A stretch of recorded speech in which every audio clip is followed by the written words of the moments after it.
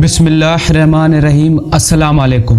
मैं हूं मोहम्मद यूनुस और आप देख रहे हैं द वॉइस ऑफ यूनुस। पहले इनसे इन नौजवानों के बारे में 3 सवाल करो जो पिछले ज़माने में कहीं निकल गए थे, यानी असहाबे कैफ के बारे में पूछो कि इनका क्या वाक़या था, इसलिए कि इनका वाक़या निहायत अजीब व गरीब है।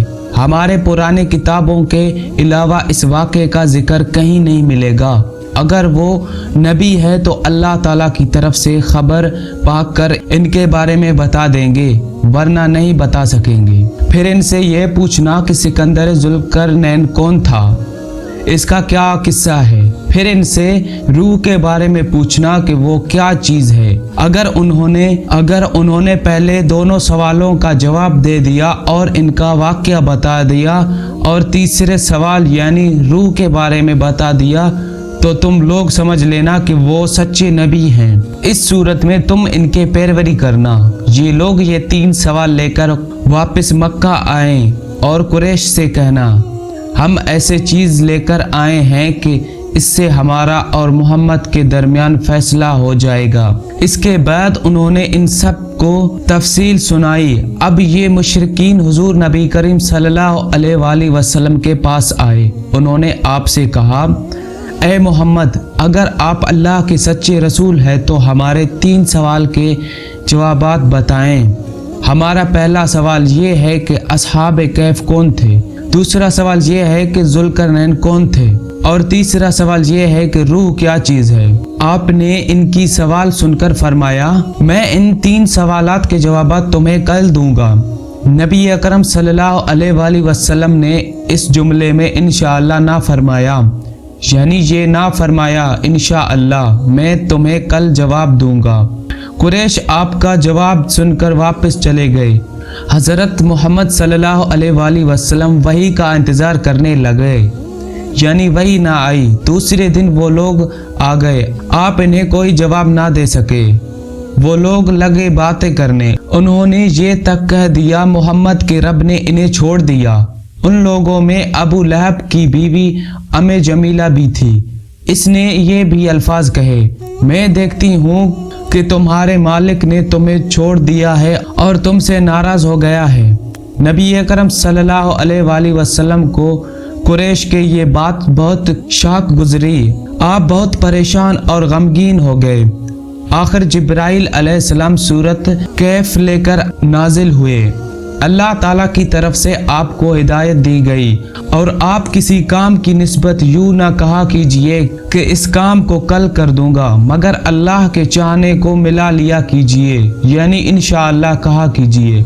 आप भूल जाते तो अपने रब का जिक्र किया कीजिए और कह दीजिए कि मुझे उम्मीद है मेरा रब मुझे नबूवत की दलील बनने की एतबार से इससे भी नज़दीक तर बात बताऊंगा। सूरत कैफ मतलब ये था कि जब आप ये कहें कि आइंदा फिला वक्त पर मैं ये काम करूंगा तो इसके साथ इंशाअल्लाह ज़रूर कहा करें। अगर आप इस वक्त अपने बात के साथ इंशाअल्लाह मिलाना भूल जाएं और बाद में याद आ जाए तो उस वक्त इंशाअल्लाह कह दिया करें, इसलिए कि भूल जाने की बाद याद आने पर वो इंशाअल्लाह कह देना भी ऐसा है जैसे गुफ्तगू के साथ ही कह देना होता है। इस मौके पर वही में देर इस बात पर हुई थी कि आपने इंशाअल्लाह नहीं कहा था।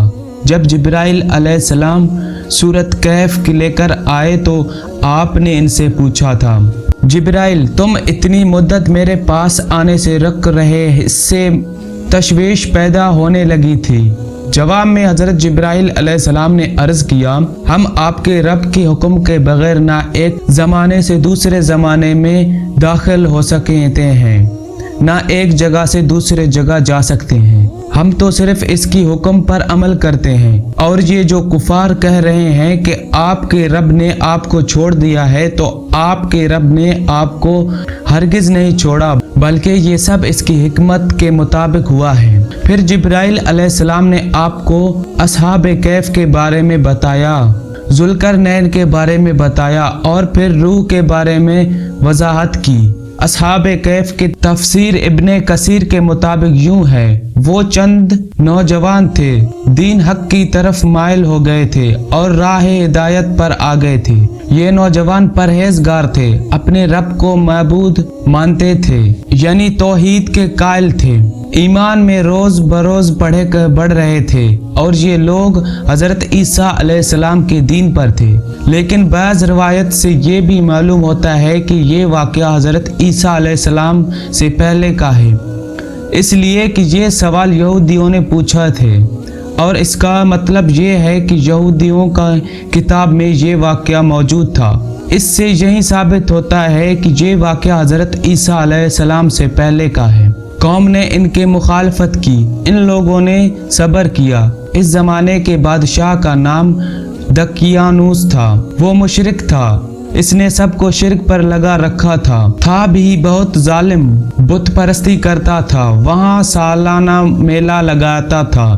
یہ نوجوان اپنے ماں باپ کے ساتھ اس میلے میں گئے، وہاں انہوں نے بت پرستی ہوتے دیکھی۔ یہ وہاں سے بیزار ہو کر نکل آئے اور سب ایک درخت کے نیچے جمع ہو گئے۔ اس سے پہلے یہ لوگ الگ الگ تھے، ایک دوسرے کو جانتے نہیں تھے۔ آپس میں بات چیت شروع ہوئی تو معلوم ہوا یہ سب بت پرستی سے بیزار ہو کر میلے سے چلے آئے ہیں۔ اب یہ آپس میں کھل مل گئے، انہوں نے اللہ کی عبادت کے لیے ایک جگہ مقرر کر لی۔ رفتہ رفتہ مشرک قوم ان کے بارے میں پتہ چل گیا، وہ انہیں پکڑ کر بادشاہ کے پاس لے گئے۔ بادشاہ نے ان سے سوالات کیے تو انہوں نے نہایت دلیری سے شرک سے بری ہونے کا اعلان کر دیا۔ بادشاہ اور درباریوں کو بھی توحید کی دعوت دی۔ انہوں نے صاف کہہ دیا، ہمارا رب وہی ہے جو آسمان اور زمین کے خالق ہے، اور یہ ناممکن ہے کہ تم اس کے سوا کسی اور کی عبادت کریں۔ ان کی اس صاف گوئی پر بادشاہ بگڑا، اس نے انہیں ڈرایا دھمکایا اور کہا کہ اگر یہ باز نہ آئے تو میں انہیں سخت سزا دوں گا۔ بادشاہ کا حکم سن کر ان میں کوئی کمزور پیدا نہ ہوئی، ان کی دل اور مضبوط ہو گئے، لیکن ساتھ ہی انہوں نے محسوس کر لیا کہ یہاں رہ کر وہ اپنی دینداری پر قائم نہیں رہ سکیں گے، اس لیے انہوں نے سب کو چھوڑ کر وہاں سے نکلنے کا ارادہ کر لیا۔ جب یہ لوگ اپنے دین کے بچانے کے لیے قربانیاں دینے پر تیار ہو گئے تو ان پر اللہ تعالیٰ کی رحمت نازل ہوئی۔ ان سے فرما دیا گیا، جاؤ تم لوگ کسی غار میں پناہ حاصل کرو، تم پر تمہارے رب کی رحمت ہوگی اور وہ تمہارے کام میں آسانی اور راہ ہدایت فرما دے گی۔ پیش یہ لوگ موقع پا کر وہاں سے بھاگ نکلے اور ایک پہاڑ کے غار میں چھپ گئے۔ قوم نے انہیں ہر طرف تلاش کیا لیکن وہ نہ ملے۔ اللہ تعالیٰ نے انہیں ان کے دیکھنے سے غار عاجز کر دیا۔ بالکل اسی قسم کا واقعہ حضور نبی کریم صلی اللہ علیہ وآلہ وسلم کے ساتھ پیش آیا تھا، جب آپ نے حضرت ابو بکر صدیق رضی اللہ عنہ کے ساتھ غار سور میں پناہ لے لیے تھے، لیکن مشرکین غار کے منہ تک آنے کے باوجود بھی آپ کو نہ دیکھ سکیں۔ اس واقعے میں بھی چند روایت میں تفصیل اسی طرح ہے کہ بادشاہ کے آدمیوں نے ان کا تعاقب کیا تھا اور غار تک پہنچ گئے تھے، لیکن غار میں وہ ان لوگوں کو نظر نہیں آئے تھے۔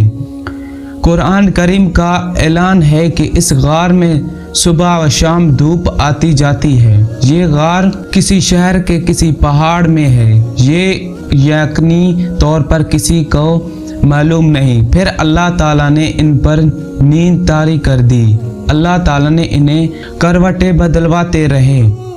ان کا کتا بھی غار میں ان کے ساتھ تھا۔ اللہ تعالیٰ نے جس طرح اپنے قدرت کاملہ سے انہیں صلاح دیا تھا، اسی طرح انہیں جگا دیا۔ وہ 309 سال تک سوتے رہے تھے۔ اب 309 سال بعد جاگے تو بالکل ایسے تھے جیسے ابھی کل ہی سوئے تھے۔